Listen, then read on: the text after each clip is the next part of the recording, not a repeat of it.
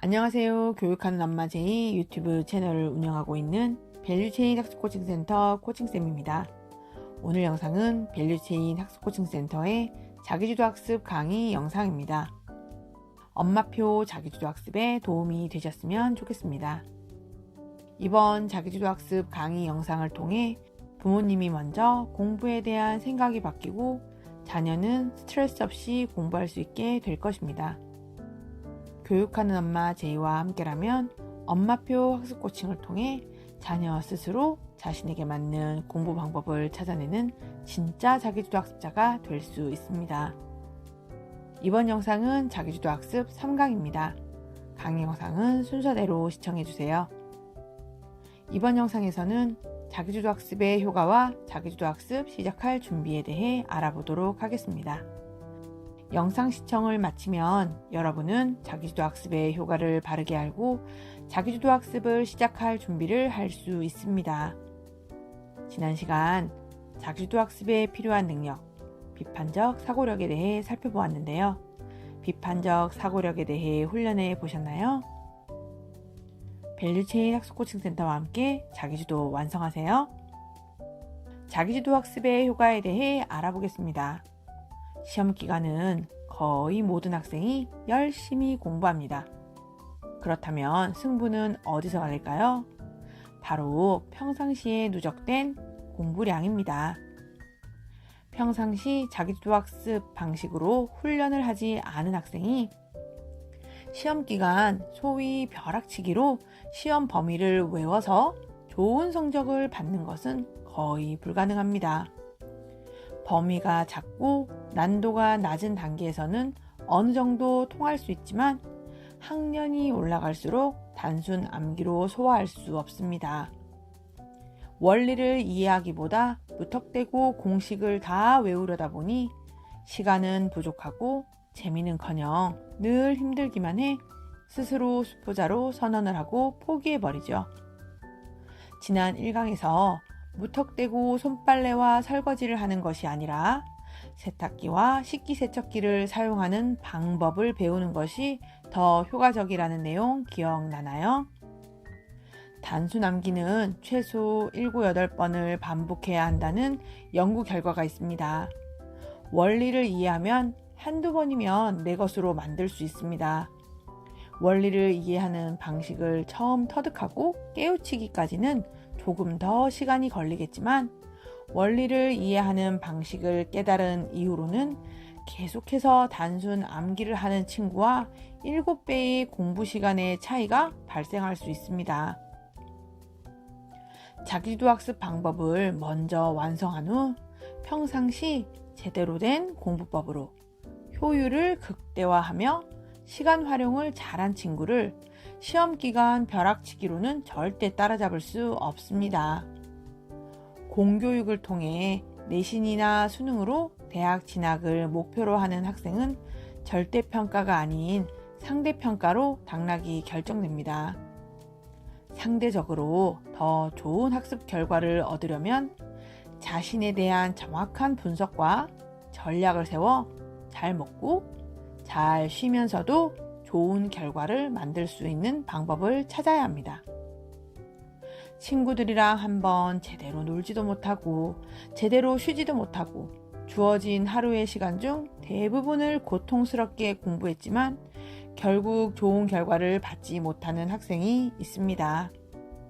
반면 자신에 대한 관찰과 분석을 통해 학습 효율을 극대화하여 자기주도를 완성한 학생은 시간의 여유를 만들어내 친구들과 놀기도 하고 쉬기도 하면서 더 나은 학습 결과를 얻기도 합니다. 이것이 자기주도 학습의 결과물입니다. 그렇다면 성적이 좋은 학생은 모두 자기주도 학습자일까요? 자기주도 학습 능력은 성적만으로 판단할 수 없습니다. 학원에 의존하거나 부모님께서 정해준 스케줄에 따라 공부하는 학생 중에서도 초등학교, 중학교까지는 높은 성적을 유지하는 학생들이 있으니까요. 그러나 고등학교를 거쳐 대학교를 졸업하고 사회생활에서도 자기 삶의 주도권을 가지지 않고 살아가게 되면 어떻게 될까요? 자신이 원하는 꿈을 이루거나 사업의 성공은 꿈조차 꿀 수 없을지도 모릅니다. 그 이유는 이렇습니다. 자기 스스로 주도하는 학습이 아니라면 누군가 도와주는 사람이 있다는 뜻이죠. 한마디로 매니저가 있는 상황과 같은 것인데요. 가야 할 곳, 해야 할 것 등을 정해진 대로 움직이는 것이에요. 그런데 만약 더 이상 나의 학습을 도와줄 수 있는 사람이 없는 상황이 된다면 어떻게 될까요? 2022년 카카오 데이터 센터의 화재로 카카오톡이 되지 않았던 일 기억하시죠? 카카오라는 한 회사의 화재일 뿐인데 메신저, 쇼핑, 내비게이션, 택시, 그리고 은행 거래까지 엄청난 문제가 발생했습니다. 만약 인터넷이 안 되는 상황이 되면 어떻게 될까요? 어린 친구들은 상상도 못할 일이죠. 예전에는 이정표와 지도로 모르는 길을 찾아가고 지나가는 사람에게 길을 묻기도 했습니다. 어떻게든 스스로 길을 찾아갔습니다.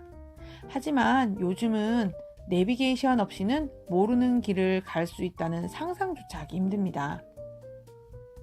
누군가 나의 삶을 이끌어 주기를 바라기보다 자신의 삶을 자신이 원하는 대로 이끌어갈 능력을 키워 나가야겠죠? 자기주도 학습을 추구하는 훈련을 꾸준히 해 나간다면 공부는 물론 자신의 삶에서 주도권을 가지고 살아가는 능력자로 성장하게 될 거예요. 아기가 걷기 위해 평균 2-3천 번 정도 넘어지며 일어서는 과정을 겪는다고 합니다. 단번에 일어서지 못했으니 시행착오를 겪은 셈이죠. 한두 번도 아닌 2-3천 번을요. 하지만 일단 제대로 걷기 시작한 뒤부터는 잘 걸어 다닙니다. 자전거를 배우는 것도 마찬가지입니다. 자기주도 학습도 제대로 하기 위해 일정 시간 동안 노력이 필요합니다. 그렇게 한번 제대로 장착되고 나면 새로운 영역에서도 놀라운 학습 성취도를 이끌 수 있습니다. 아기들이 말을 하기 시작하면 어느 순간 내가를 입에 달고 살 때가 있습니다. 사람은 누구나 내가 알아서 하고 싶어 하는 마음이 있습니다. 독립된 인격체로 살아가기 위해 무엇이든지 내 의지대로 하고 싶은 욕구가 생겨나는 것인데요. 이상하게 공부만큼은 스스로 하고 싶은 마음이 잘 안 생기는 영역입니다. 그렇다고 공부를 잘하고 싶은 의지까지 없는 것은 아닙니다. 다만 공부하는 능력은 운동하면 늘어나는 팔과 다리의 근육처럼 눈으로 확인할 수 없어 더욱 힘들게 느껴질 수 있습니다. 공부하라는 이야기에 내가 알아서 하겠다 라고 말하고 싶고 진짜 제대로 공부하고 싶어서 계획을 세워보기도 하지만 지키지 못하는 자기 자신에게 실망하기도 합니다. 이런 악순환이 반복되면 자신에 대한 신뢰가 부족해지고 자기 자신에 대한 평가를 스스로 낮게 하게 되고 어차피 안 될 거라며 노력조차 하고 싶지 않게 됩니다. 이렇게 생각해보면 어떨까요?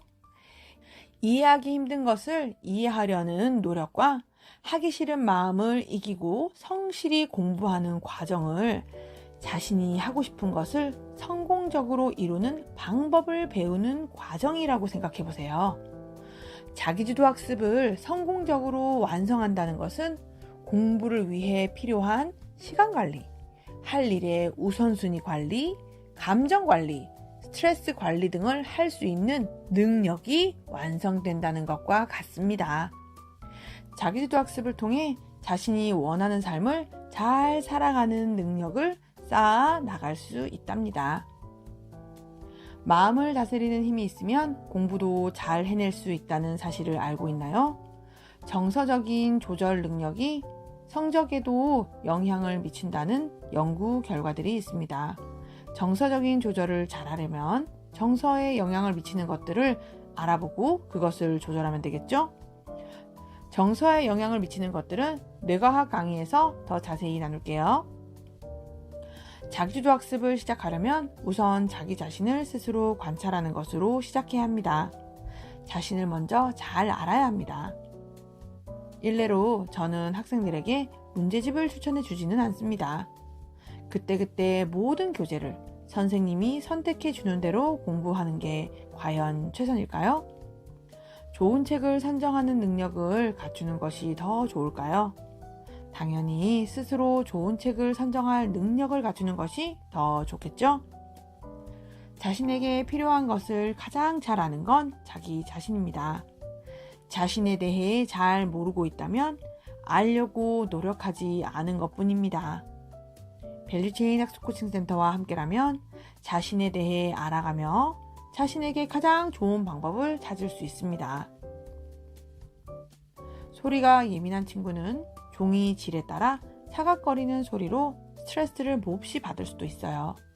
하지만 자신이 소리에 예민한지도 모르고 왠지 늘 피곤해하고 주변에서 까칠하다는 소리를 들어 스트레스가 높을지도 몰라요. 난독증이 있는 친구라면 글씨체나 글씨의 간격 등으로 인해 그동안 책 보는 것이 힘들었을 수도 있어요.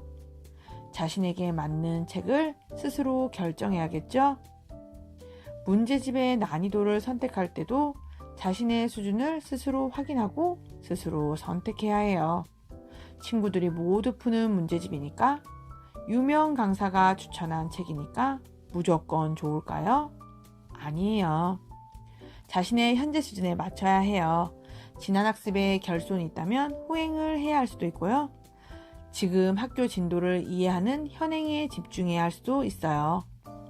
그리고 현행을 모두 소화했다면 예습이나 선행을 하게 될 수도 있겠죠. 무분별한 선행 학습이 아니라 예습 또한 좋은 공부 방법이니까요. 하지만 다른 친구가 선행 학습을 한다고 따라하면 어떻게 될까요?